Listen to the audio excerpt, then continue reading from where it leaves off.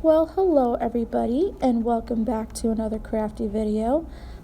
So for today, I just wanted to share this flipbook that I put together for my friend and pen pal, Philomena. She had requested something cat themed as part of her weekend wishes in a Facebook group that we're both a part of, and so I thought I would, make this little flipbook. And I don't really have a lot of cat themed items, but I found this collection on scrapbook.com of this paper, this cat themed paper, and I thought it was really cute to make this flipbook. It's a very, very simple flipbook, and it's using one sheet primarily of 12 by 12 paper, and then all I did was use ephemera that came with the pack. So this, project didn't take too crazy long, and I just wanted to share this with you. If you'd like to see how I made it, keep watching. Okay, so like I said, this is by Photoplay, and the specific sheet of paper that I'm using is called Soft Kitty, and it's double-sided. So the front part is this, different cats, pattern of different cats, and then on the back is paw prints, which is super cute. Camera isn't picking up how blue this is. I really like the blue. It's kind of bright. And what you want to do with this 12 by 12 sheet of paper is kind of cut it in half. So at the 6-inch mark, you want to cut it in half. And then you want to score it. So I flip the paper over so I can see it better. And you want to score it at the 4-inch mark. So I'm just going to score that at 4 inches, and then do it again at 8 inches. Alright, so you're going to score it so that you have 3 different sections on your paper. Alright, and then you should do that to the other set of paper, and then put one pattern page on top of the other pattern page. I like having a particular pattern one right on top of each other so I can get the most out of both sides of the paper, if that makes sense. So I'm folding over the last section here, and this is going to create the middle pockets. So what I'm doing is moving it and then applying double-sided tapes along the crease, not quite on top of the crease, but right in the bottom of the crease, if that makes sense. And then I'm going to pull off the backing here. I'm going to try at least, and then adhere the other section down on top of it.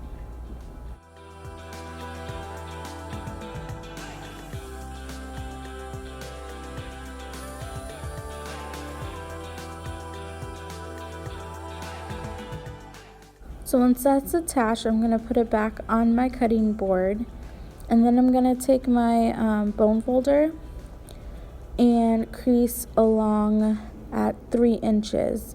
I'm going to do this front and back, and this is just to the part that we kind of taped down. And then what we're going to do is cut along that side, and I'm going to cut on both sides of that score line. Just so I get a little bit of a gap in the middle. And that gap is to prevent both of the pockets from getting caught on each other. So I'm going to do that and be right back.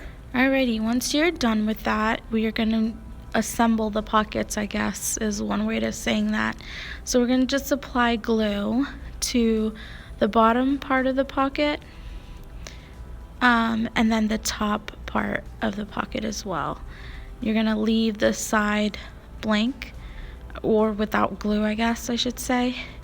But yeah, this is what will create your pocket.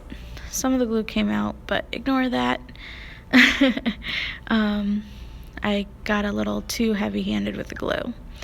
One thing that I like is this glue residue eraser. So if you get glue, you don't even have to use your finger too much. You can just use this eraser, and it gets rid of the excess glue on your projects. The next thing you want to do is create your notches, and I'm using this 1.5 inch circle punch, and I'm just going to flip it over so I can see it a little better and cut a little notch in there. It's always guesstimating, I guess, here. And then I'm going to try to do the same to the second pocket and make it as even as possible here. So the next thing we want to do is kind of lay it out so that the flaps are in the middle and the paw print and the cat patterns are facing the right direction. And then you're going to fold this last section over on its side, so it's going to create this back pocket. And so that it folds okay, you want to cut off a little bit of the edge over here, just very, very, very little. And I'm going to try to keep it as straight as I possibly can. I'm the worst eyeballer, but I'm going to eyeball this and just cut off just a teensy bit of that edge there, just so that this flip book closes okay. I miscalculated a little bit on the top there, but that's fine. Just a slight bit. But yeah, so all I'm gonna do is, first punch out this notch using that same punch, and then glue along the side over here, and then also the bottom. You don't have to apply glue to that crease because it's already closed. So this is your final, or the last pocket for your flip book. And just let that dry up a little bit. Okay, and then you're going to fold that front part over as well on itself. And just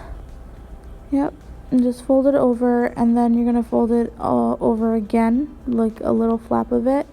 And this is going to form your front pockets. So this is going to be like almost like a double-sided pocket. And just fold over, kind of eyeballing this as well. Try to get it as straight as possible. And I'm looking at this flap. Before I apply the glue, I kind of want to make it a little fancier. So I think what I'm going to do is take this metal die and do a little fancy border. It didn't go all the way down, so I cut this diagonal line. I think it looks kind of cool, kind of edgy, I guess. So I'm just going to glue along the side here, and then trying to think, I don't know where I want to glue this. Just going for the corner here, kind of, maybe, sort of. I've committed. So I am putting it down, gluing it down, and that's going to be ready to go shortly. Alright, so the next thing you want to do is glue the second part of that pocket down. And I'm just going to glue both the sides, and that's pretty much it, and press that down so you're creating your second pocket here. It's a bigger pocket, so you can fit bigger things in there. Right, and speaking of things to fit in there, this is the whole ephemera pack, essentially. There are these good kitty tabs that I thought would be kind of cool to use. Some bigger pieces like, yes, I'm a crazy cat lady, and I don't know, different cat pictures, like all this fun ephemera essentially is what was included. So cat lover. Not sure what elevator butt means. What does elevator butt mean? But I don't know, it was still kind of cute. I like it. And different banners and words and hearts and whatnot. So this is a super cute ephemera, essentially. So I chose a little black cardstock. I kind of want to use black as the running color throughout the flip book in order to bring everything together. And to create my cover, I'm trying to figure out what I want to do. And I'm thinking I want to create a layered banner, I guess, cover. So we'll see how that turns out. Just trying to figure out placing and all. So it comes time now to decorate the front cover, I guess, of the flip book. And I'm going with a layered banner effect here. Just putting a straight edged, I can talk, banner piece down with the scallop, and then another banner and an ephemera piece from the collection. I don't know, I think I kind of like how that looks. And then on the back of the front page, I'm going to just keep it simple with an ephemera piece of the cat and a cat paw print. Just super simple. And then along the side here, I think it's missing a little sentiment, so I'm going to bring over this statement or phrase that says, "I'd spend all 9 lives with you." Super cute. And then what I went ahead and did was kind of matte some ephemera pieces, because if I just put the ephemera pieces on the pattern paper, it didn't quite stand out, so I needed to matte it onto black cardstock in order for it to stand out a bit more. And then what I have planned for the back of the pockets, so I have these frames that came with the ephemera pack, and I thought this orange was really good with this blue. So I'm putting the orange frame down, and then a kitty piece that I matted onto black cardstock, and then a phrase. Now I just went with a diagonal layout instead of straight because I thought it added a little more interest.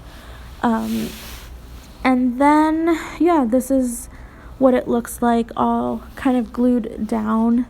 And then for the pockets, because they were kind of small, I didn't have a lot of stuff to fit in there, so I'm going with tags.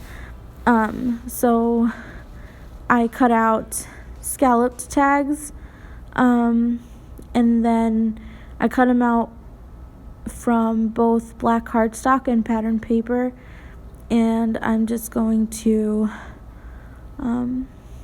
get them glued down. I really like the look, I guess, of like a black outline around the paper. So and I am leaving this like undecorated, I guess, in case my partner or Philomena wants to do her own spin on them.